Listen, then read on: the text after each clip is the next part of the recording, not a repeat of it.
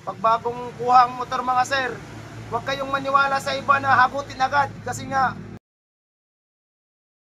yan mga boss, ito na yung FI kanina na pinarinig ko sa inyong maingay, nalagutok. Ayan mga boss, ang takbuha. Ulitin ko lang mga sir para mas maintindihan natin ng ayos mga bossing. Ayaw na magsusi. Ikaw nga sir, talagang tuluyan na ata. Ayan mga boss, ang tinakbo ng kay sir, 9,000 lang, 258.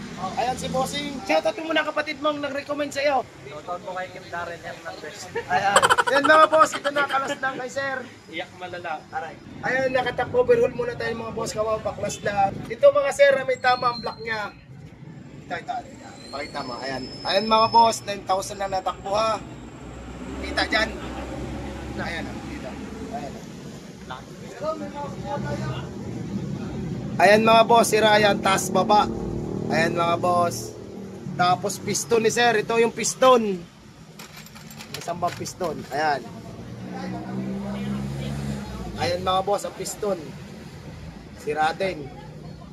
Sarad naman ito mga kulikiran niya mga bossing. Oh.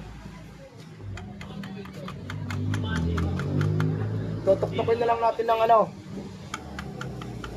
Pakita mo nga ito para makita lang kayo. Ayan mga boss. Dito ba? Ang lakas ng kalog mga sir. Yan mga boss ay nung pagkakuha ng motor sir. Diyan po, paano nung pagka-release ng motor mo ito? Nung bago pa? Nung bago pa ho yan, may konti na hong depekto na tunog. Sabi ho nung iba sa akin na rider, kulang lang daw po sa break-in. Naniwala po ako. Hanggang sa tumagal no, na break-in ko Hanggang ganitong takbo? Oo, hanggang ganun. Lalong lumakas. Ayan, lalong lumakas. Yun mga boss, dito naman, para sa akin, matibay talaga din naman ang Rider FI. Kasi siyempre, ang gumawa niyan. Eh ngayon, nangyari nga ito sa kay sir, napapata pa. Dalawa lang ang masasabi ko din eh. Pwedeng bumigay ang parts or may problema si sir. Sir, nasa sa iyo. Ayan mga boss na, sir, sinasabi ko lang kay bossing yung kasi para sa iba, pag bagong kuha ang motor mga sir, huwag kayong maniwala sa iba na hagutin agad. Kasi nga, gumawa yan, matibay yan. Ay katulad dito kay sir, naka-break-in daw, sabi ni sir, ay bumigay.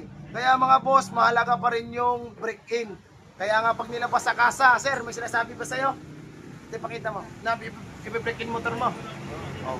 Ayan mga boss, laging may sinasabi ang kasa, sundin yung mga boss kasi para sa inyo yun. Ngayon, nangyari nga kay sir, wala tayong magagawa kundi ayusin mga sir.